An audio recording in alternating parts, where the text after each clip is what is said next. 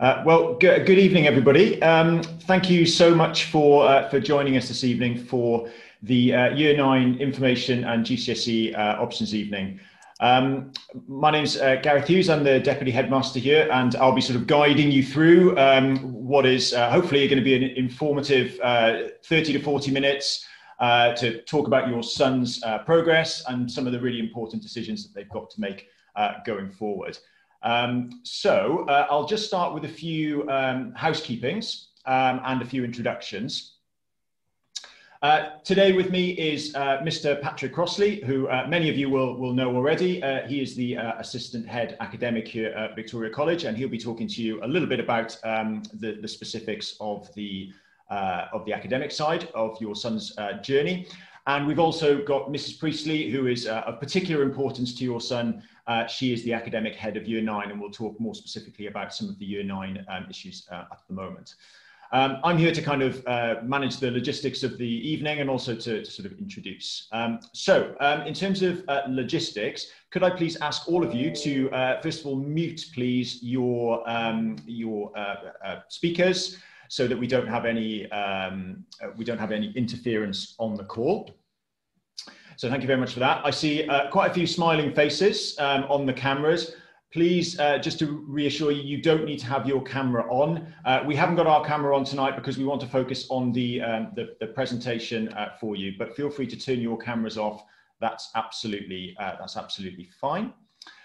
You may hear me pause every now and again as I admit more people into the meeting, so apologies if I do that. We will record this presentation, so we will make that available to all of you through the newsletter. And I would just make a plea, please, to please read the newsletter on a Friday. We've amended that this year to make it much more bespoke to your particular son's year groups. So your newsletter involves years 9, 10, and 11. So please do read that. We try and put as much important information in that as we can. Now, we won't take questions this evening, and the reason for that is in the interest of time. What we will ask you to do, please, is if you do have questions, that you direct them to Mrs. Priestley via email at the end of today's session, and she will compile a set of frequently asked questions, which then will go out to all of the Year 9 parents, so that you can see at a glance some of those responses. So, without further ado, we will get started. I believe I've covered all the housekeeping there. So I'd just like to say it's been an absolute pleasure having your sons back in school over the last 7 weeks or so. They are a lovely year group.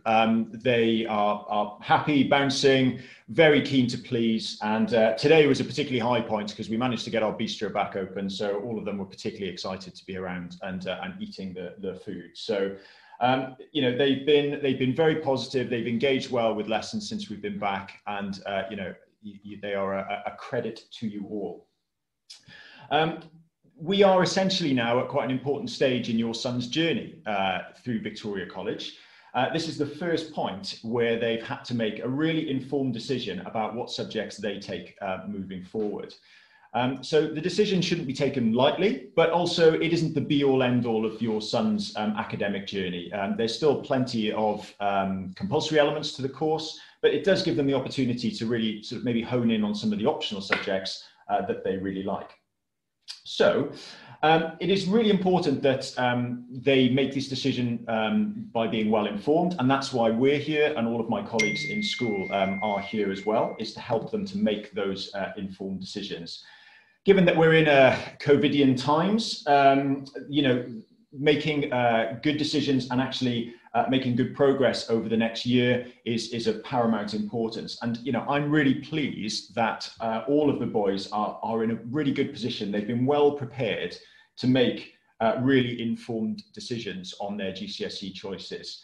Mr. Crossley and the headmaster have spoken to all of the heads of department over the last few weeks about where the boys are with regard to their curriculum progress. And, you know, we're very reassured that the boys are incredibly well prepared now to make those decisions for year 10 and beyond. Now, I won't talk too much about values and expectations, other than just to reinforce them, really. You know, these are values that we see as being absolutely pivotal to what makes a successful Victoria College student. And we'll talk a little bit more about reporting a little bit later with Mr. Crossley. But we are really trying to inculcate in your sons 4 key values as they move through the school. I have to say that I find your son's year group that collectively they meet these values very, very well. And looking at the recent progress review, which we've seen some incredibly high scores across the board there. One I've been particularly impressed with is the respectful nature of your sons. They engage well, they're polite, they're very positive, and you know, that's to be celebrated. So that's what we really try and do here, is to really build these 4 values into the day-to-day workings of the school. And yeah, I've been very impressed to see how your sons have progressed on that front.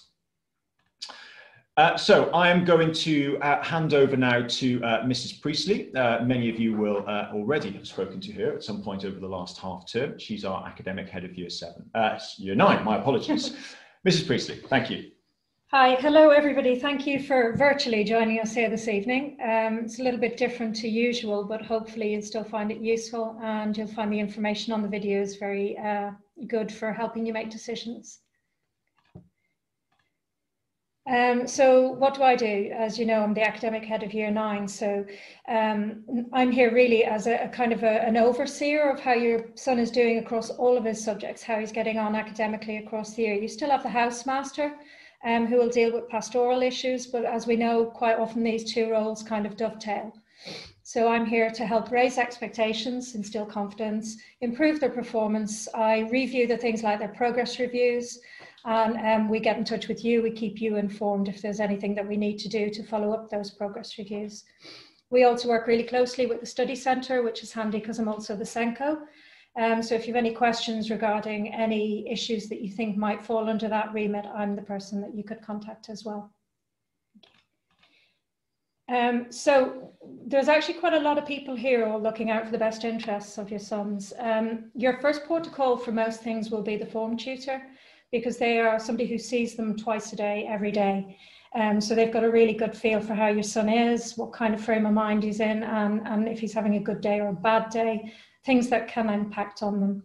So if you've any queries in the first instance, if you're not sure where they can go, they probably should go to the form tutor. There's also a lot of information on the school website regarding key dates and things. There's also going to be some key dates on this presentation, which we will send out to you too. For Show My Homework and for Sims, those apps are really, really useful for keeping you up to date with what's going on. So you can see on Show My Homework when homework's been set, when it's due, and then also if something hasn't been submitted. On the Sims app, you will be getting probably regular notifications from this year group. I'd be very pleased to say that the notifications are positive in the whole. So there's quite a lot of nice notifications coming through about reward points that have been awarded. Sometimes, obviously, if there's been something that's happened, there may well be a not reward point, but that would be clear on the Sims app.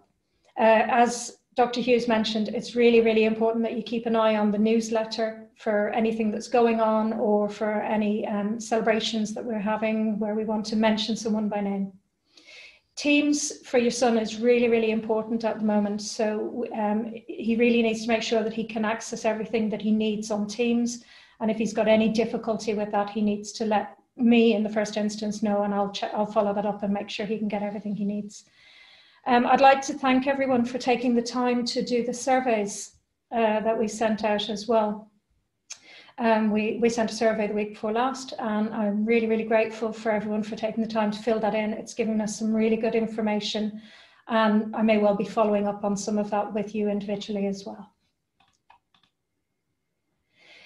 We've already had some of the things I'm going to talk about today, and one of those things is the CAT test. We actually had the CATS tests and the progress tests. They're all done and dusted, so they're kind of out of the way. That's a big couple of weeks for the boys when they first join year 9, but they're done and dusted. The CATS tests are cognitive ability, so it's a test of your son's innate ability, not his attainment, which is important to kind of not mix up. And it does give us something that's called a standardized age score. And that kind of compares him to the whole of his year cohort throughout the whole of the UK. It gives us kind of a baseline figure for where he stands in relation to the ideal kind of 100 mark. It tests 4 strands. It tests non-verbal reasoning, verbal reasoning, quantitative reasoning, and spatial ability. The reason why these 4 strands are important is because it actually gives us a really good feel for the capabilities your son has for different strands and what that transfers to into what he could potentially achieve academically. So we actually do use these then to give us a tried and pretty trusted way of giving us sort of target grades for GCSE, what we would expect your son would be able to attain. For some subjects, it's very, very strong correlation. For other subjects, the correlation is not quite so strong, but they are very, very much a useful set of data for us as educators. We use these, and we can use these from the time that we get them in year 9 onwards to help make sure that your son is making the expected progress. So that's what they are for, and that's why they're so important to us. And it also allows us to then decide if we need to put any interventions in place. I'm also actually using the CAT data as a way of maybe signalling if we have any boys who we need to look at from an SEN point of view when we have big discrepancies between 2 strands. We also are using them really for us to know where we need to be kind of raising our aspirations and your son's aspirations, because a strong CAT score says to us that he's a very capable boy and there are things that we can put in place to try and make sure he reaches his potential. So if you or we have any concerns, really, probably the first protocol, like I said, is the tutor. If you're a little bit concerned about anything or progress review, please do feel free to contact me, but it may well be it's worth having a chat with the tutor in the first instance. Email is always the quickest way normally to get any of us, because while we're teaching, we're not going to be able to return phone calls. So an email is a really handy way of contacting us. Personally, I've just been through the progress reviews that we've issued, and I was really, really impressed. I know Dr. Hughes mentioned how great we were, how happy we were with those, and I do have to say they were really, really encouraging. So the respect strand came out very high on that as well, which was really pleasing. For any of the boys that I feel maybe are not quite reaching their potential, it may well be that I would put them on an academic focus card or an improvement plan. If either of those things happen, I will be working with you. I will be in touch with you to let you know what course of action I'm taking and why. And it's very important that we're all involved in that. That's me, your son, and yourselves. It's very important that it's that 3-way conversation. We will send these out. These are the kind of key dates for you guys for this year. So you've already done the CATS test and the progress review. Tonight is our options evening.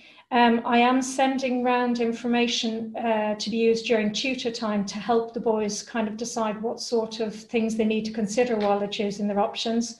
There will also be options assemblies from different departments, just to explain a little bit more about the courses, although that's now probably on these videos this year. So that might be your first protocol, will be the videos. You will have 2 more progress reviews this year, and you will have a full set of written reports, and those dates are there. The next most important dates for you will be the full reports, followed by the parents' evening, because those 2 things are the things that will really help you decide if you're making the right choices as regards options. It's really important to speak to the teachers, the individual teachers, if you're considering taking something for GCSE, to make sure that it is the right fit for your son.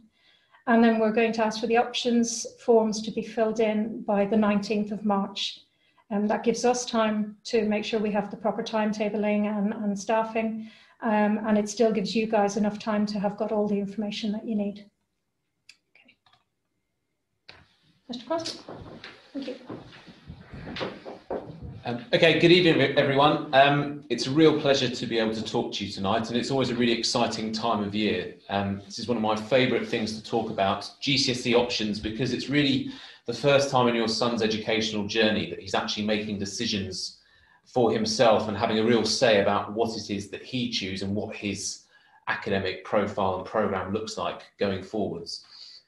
There's obviously a few important issues to bring to your attention. So before I talk about GCSE options in particular, I do want to discuss, I suppose, the issue of the day, which is about the school's approach to preparing for any future disruption due to COVID-19, as well as some of the things we've put in place to make sure that your son's education is future-proofed against all eventualities. I'd also like to go into a little bit more detail about our reporting system and how it will help your son choose his GCSEs, but perhaps more importantly, make him become a better and more successful learner going forward, as well as I say, some particular key information about choosing GCSE options.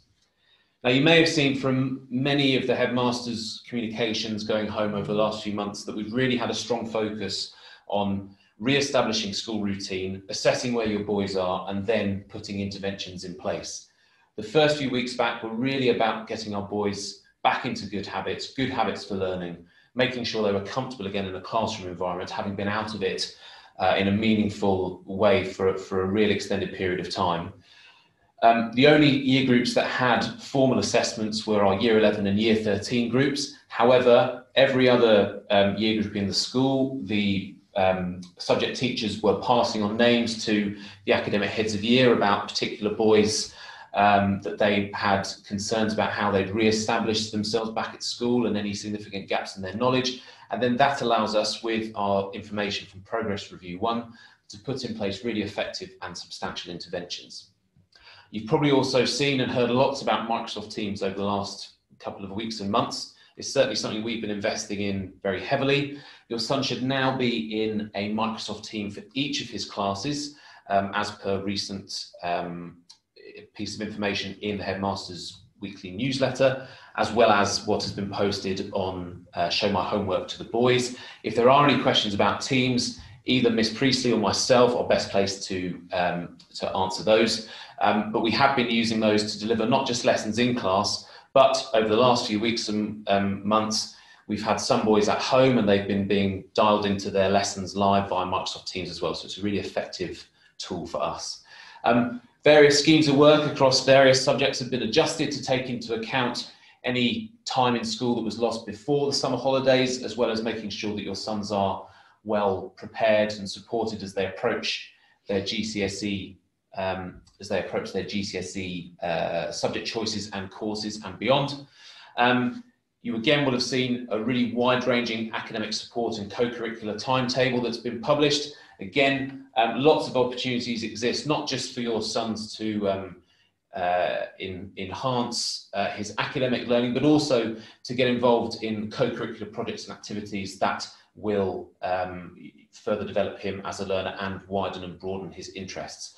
And also, you will have seen that before half-term, Ms. Plummer ran a very effective and successful study skills programme for all year groups up to Year 11. Again, this is something that we are going to be developing throughout our GCSE years to make sure that your sons are well prepared for the challenges of GCSE courses in Year 10 and Year 11.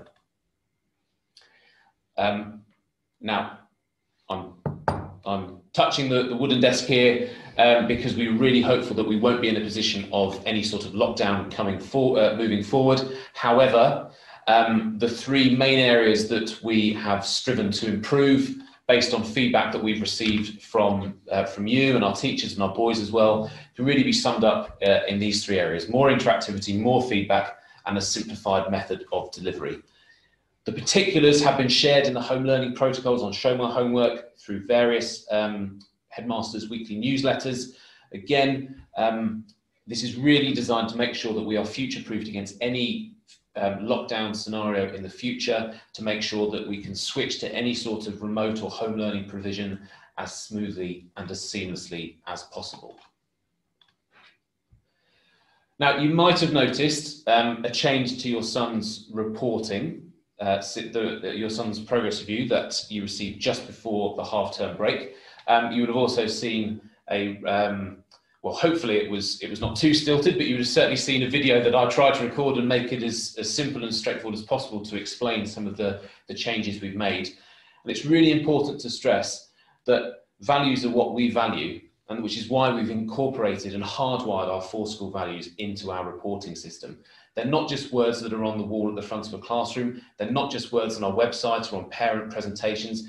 They are actually fundamental to making your son the most successful and most effective learner that he can be. And the idea is that if he can achieve highly in all of these areas, good results, good progress, but more importantly, the person he is when he leaves Victoria College will be well prepared for whatever life throws at him.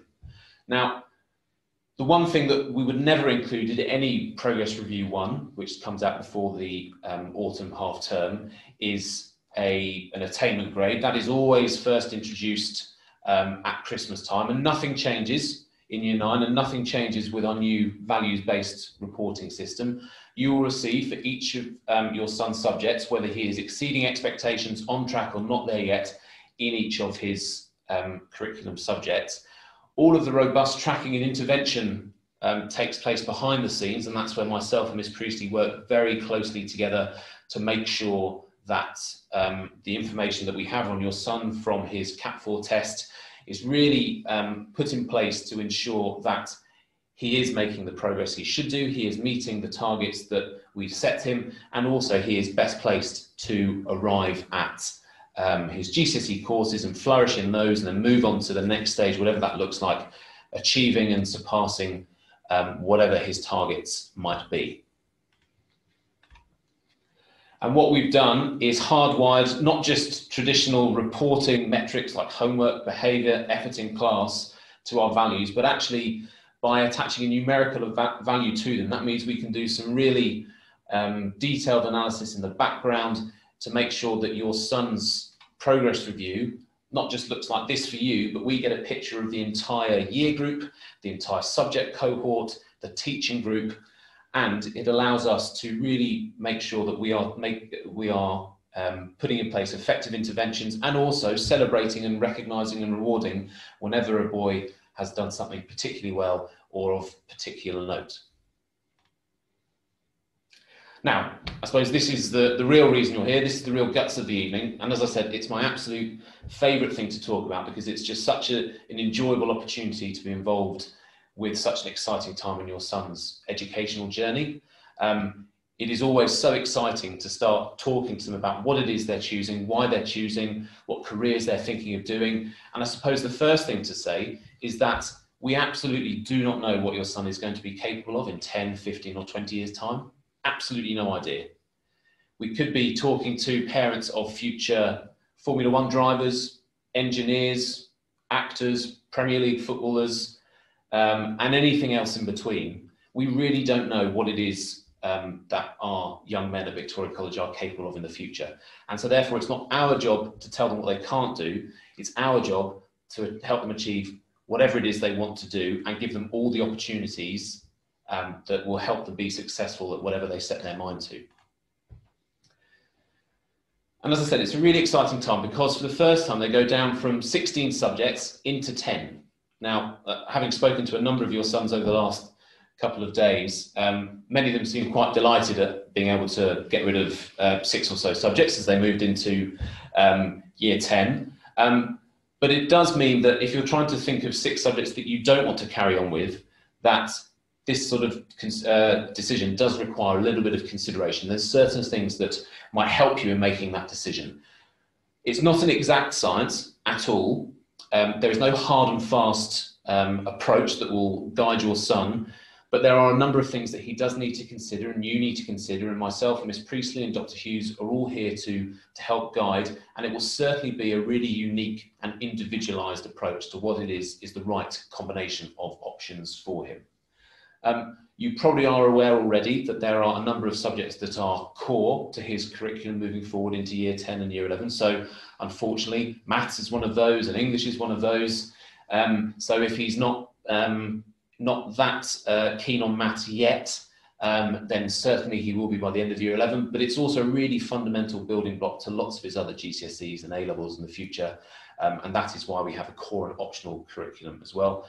And finally, the most effective decisions can only really be made with effective knowledge. So knowledge really is power. So rather than making decisions before you arrived at this evening or as soon as this presentation is finished, I would really encourage you to distill everything you hear tonight, take your time to read through the options guide, look at the videos on the website, discuss things with subject teachers, your son, myself, Miss Priestley.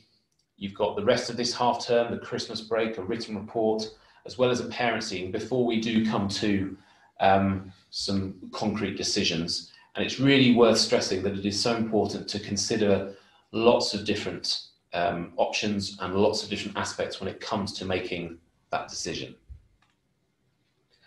I've mentioned core and optional subjects already. Those are the core subjects at the top there: English language, literature, mathematics, RE, a foreign language, which can be French or Spanish, as well as a minimum of 2 sciences, biology, chemistry, and physics. And then from the list below, choose any of those 3. You can obviously choose a second foreign language. You can choose a 3rd science, but you do have a number of core subjects there and then 3 optional subjects underneath, which will give your son a program of 10 GCSEs that he will take through and hopefully sit in the summer of 2023. I will talk a little bit more about complementary choices and a range and a breadth to your son's curriculum in a moment, but it is worth mentioning that there is a huge range of subject options available to your son to cater for all manner of tastes, and also to make sure that he is well prepared and well supported and able to access whatever it is he wants to achieve and whatever he wants to move into in the future. Now, I always think of my own experience in choosing GCSEs when I sort of talk about this. And I remember attending a similar evening when I was in year 9, when I was at school, and contemplating whether I was going to choose my GCSE options based on whether I liked the teacher that taught me in year 9, or whether it was what my parents wanted me to do, or whether my mates were choosing the same combination of subjects. And whilst all of those things will certainly go into the mix, they are really not necessarily the bedrock of making effective choices, because teachers will change. It just so happened that both my parents did geography degrees at university, and I ended up doing a geography degree at university as well. So I was able to follow in my parents' footsteps. But nevertheless, I know that they would have been prepared to not let me take geography as a GCSE if that had been the case. And certainly as well, not just your friendships will change over year 10 and 11 and beyond, but also, again, the way the timetable works, it is never quite so easy or quite as likely that you will choose the same subject in the same block as your friends. So teachers, parents and friends, whilst to some extent are important, are not necessarily the most important things as what your son is passionate about, what he's interested in, and perhaps more importantly, what his aspirations are in the future. Keeping doors open for as long as possible to allow him to access whatever it is he wants to do in the future is really the most important thing. Now, there are a few things of note that you might want to think about when deciding which combination of GCSEs to choose. First of all, how he goes about selecting his science subjects is really important. If your son is currently in the express set science, that means he will study biology, chemistry, and physics in the same amount of time that he would normally study 2 GCSE options. And so if he is in express set science, he effectively gets an additional choice of GCSE. I'll try and explain that again, because hopefully it's not too complicated, but it's worth stressing. If your son is currently in the express set science, he will sit all 3 sciences, biology, chemistry, and physics, in the same amount of curriculum time as he would normally sit 2 GCSEs, and so will be doing those 3 sciences and 3 additional choices, giving him a total of 11 GCSEs. So that's worth bearing in mind if your son is in express set science. You will also see from the information on our website that there are varying weightings and percentages of final GCSE grades based on something called NEAs, non-examined assessment, which is coursework by another name. And so therefore, you will know about what you will know about your son, about how he approaches doing work in advance versus how he copes in terminal exams is worth considering. Also, the balance of his subjects based on the amount of coursework or NEA work that is involved in them, and whether that is going to pile work onto him, as multiple deadlines tend to be around a similar time during year 11, and whether he's going to be able to cope with that and make sure he has enough time to devote to each of his NEAs as appropriate to make sure he goes into his exams with the most grades possible. He will also have a number of subjects in his year 10 curriculum where he has 3 hours a week, and then he will move into year 11 and do 2 hours a week. But at the same time, there will be subjects that he sits in year 10 where he only has 2 hours a week. In year 11, he has 3 hours a week. The end result is the same. He gets the same amount of teaching. However, it just means that for some of his subjects, he will be slightly further through the course at the end of year 10 versus where he is if he's just done 2 hours a week in year 10. As I said, he will end up having the same amount of teaching hours by the time he comes to sit his GCSEs, but it's just the way that we make the timetable work. And I suppose the final thing to really note is that GCSEs are, as every school year, a really significant step up from what the work is like in year 9, in terms of expectations from your son's teachers, but also I suppose in terms of the expectations he will place on himself. For the first time, that grade he is working towards has real significance, I suppose, in his onward educational journey. And so it's just really worth remembering that the most important thing is that he can just start year 10 really getting into his work from day one and not allowing himself a term or 2 terms to ease into things, so that some of that time might be lost, because the next time he might come to look at the piece of work he's done at the start of year 10, it could be in preparation for the final exam in year 11. Obviously myself, Miss Priestley, Mr. Carolan, who's the head of year 10 and 11, all work very closely together to make sure that that isn't the case, but it's also really worth stressing that that is the sort of stuff that your son needs to be thinking about when he does start into year 10. Now, obviously it's focused primarily here on GCSEs, but it is worth thinking about moving from 16 subjects into 10 GCSE subjects and then into 3 A-level subjects. And why I'm stressing that to you, and I know that seems an awful long way off for your sons in year 9, but in a little over a year, he will have the first of his 6th form taster days when he's in year 10, where he gets to try out some A-level subjects. Now, it is not the case that every single A-level subject has a GCSE that is required in order to access it. There are certain A-levels where it is essential that you have a GCSE in it. And also there are a range of A-levels where it is beneficial or suggested or certainly helpful to have a certain GCSE in that subject. And we're really looking for complementary choices. And the reason I'm stressing this is because it would be a real shame to have this conversation in 2 years' time when your son is thinking about which of his A-levels he wishes to take, but he has not chosen the correct GCSEs to allow him to make the most of the opportunities available to him in the 6th form. The same thing goes for if he has a particular degree course in mind that he wants to take at university, or indeed if he's got a particular career path that he wants to go down. Again, there are some careers and degrees that there are certain GCSEs and A-levels that are really, really helpful. There are some where there are certain A-levels where it's essential, and there are some where it is just complementary and really useful. Again, all of these things need to go into the mix when it comes to helping your son make his decisions, decide what it is that he wants to do. And myself and Miss Priestley are well versed at offering that sort of guidance and helping tease out some of the things that he wants to be able to do in the future. And as I've said already today, it's about keeping as many doors open for as long as possible. The end goal is that he's able to access the very best universities and the very best careers.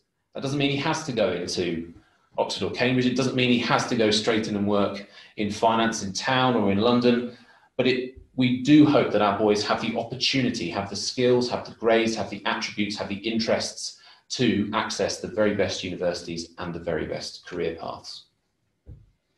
And what that really means is having good grades in good quality subjects.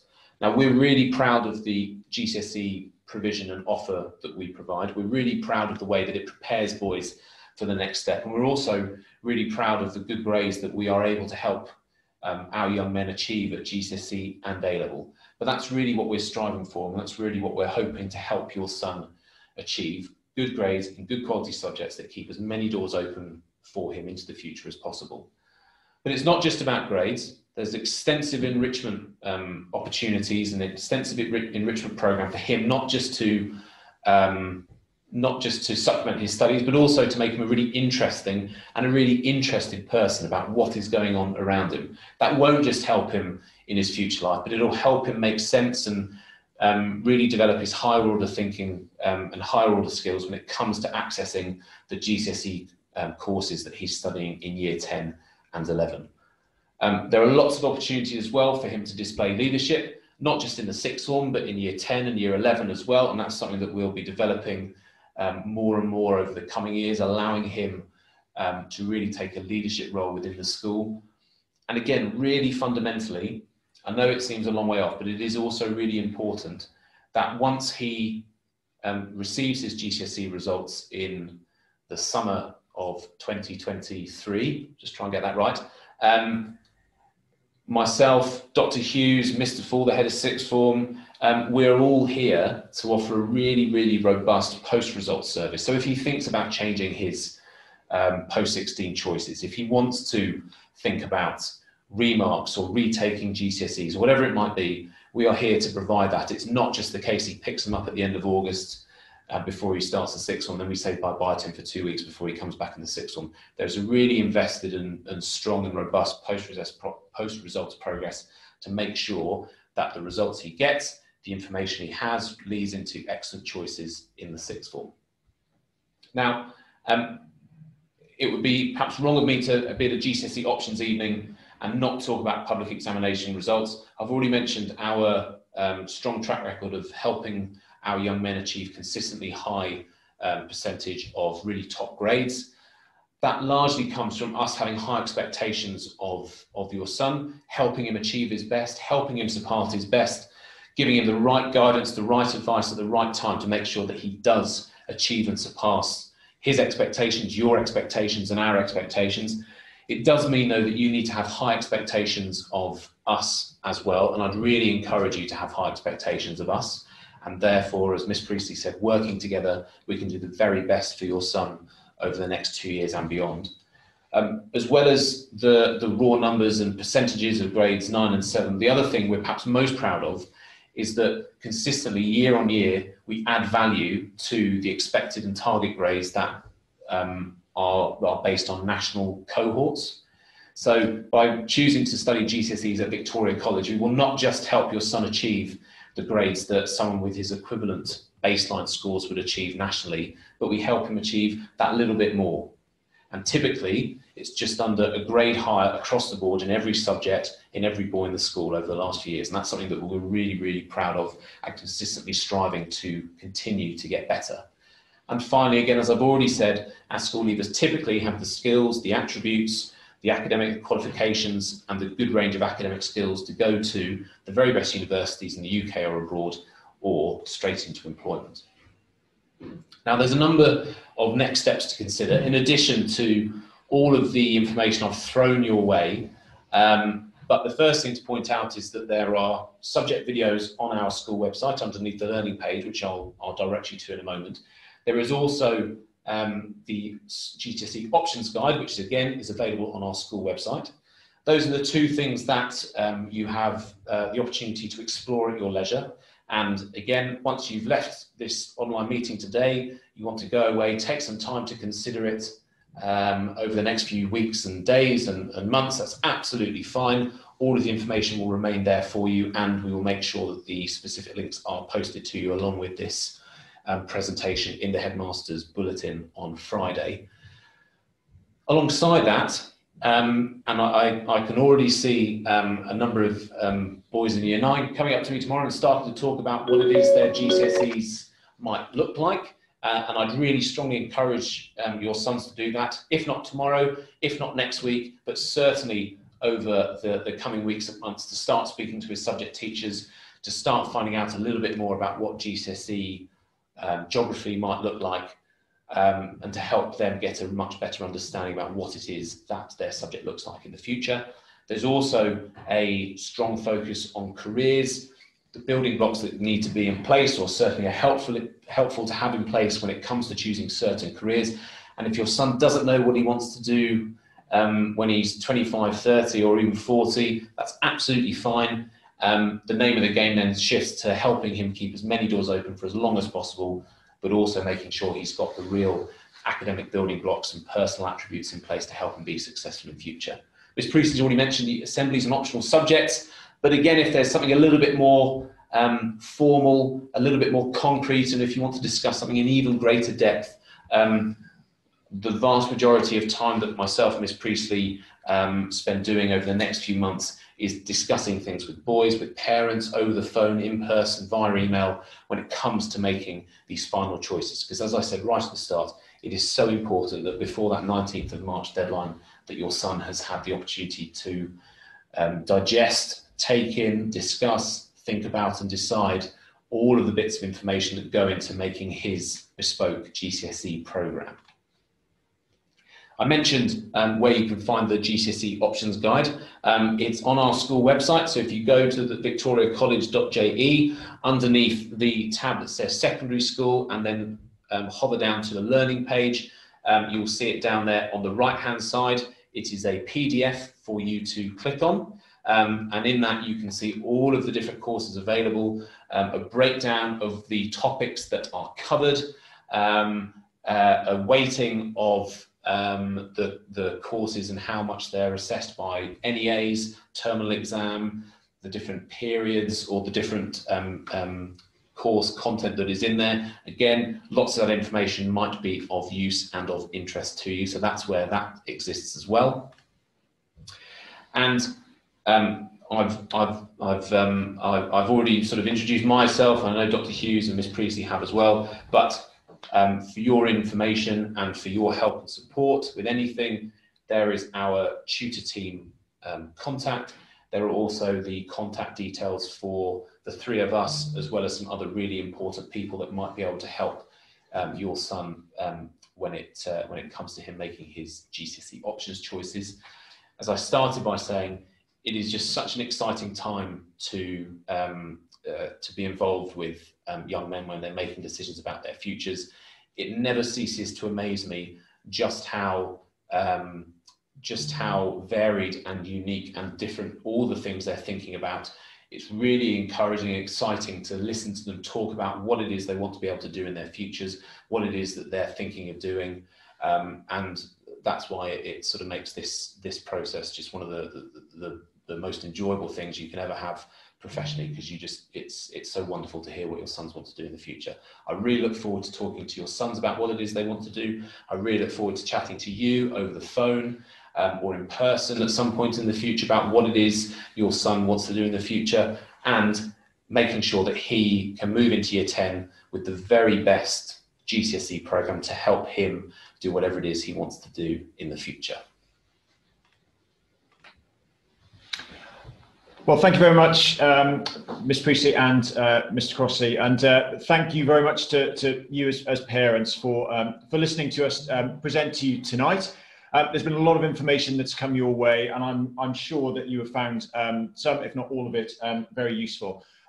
You would not be human if you'd taken all of that in one go. So please just can I reassure you that all of this information will be given to you via the recorded presentation in the newsletter on Friday.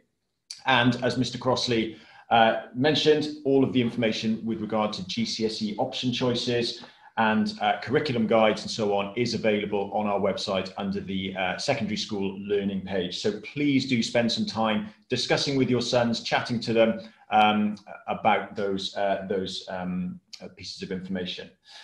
Now, I'd just like to finish with a bit about parental engagement. Ms. Priestley mentioned at the very start about how grateful we were to you for filling in the recent survey about your potential intentions for your sons after year 9.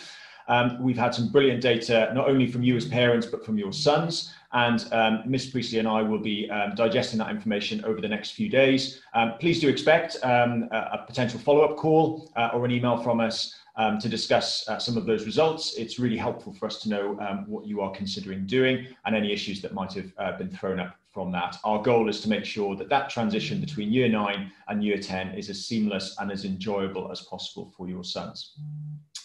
Something that we are looking to do going forward is to run a series of parental focus groups, and that will be to bring a group of you as interested parents together with some senior colleagues here to discuss how you feel the year has gone, some suggestions that you might have for us, and also for us to maybe speak to you about things you might be able to offer in terms of parental engagement. I know that we've got a fantastic skill set amongst our parental body, and many parents are very keen to assist and work with us. So please look out for some information on that. Sadly, as with so many things at this stage, we cannot do many things in person. And yes, on that note, I'm sorry that we didn't get to do this face to face as we have done in previous years. But I do hope that the information that we've provided to you today has been helpful. If there are any questions that have resulted from our presentation, please do email through to Miss Priestley. Her email address is on the website and was on this presentation as well. She will be more than happy to collate those questions, and we can then put an FAQ together, which will go out ideally in the next week or so. Well, look, thank you all very much for giving up your time on an evening. I do hope it has been of some use. I will just echo my colleagues' comments. They are a wonderful group of boys. We really enjoy teaching them. We really love being around them. They're a very dynamic group, a very interesting group. And, you know, I very much hope to be working with them for the next few years to come. So thank you very much. Have a really nice evening.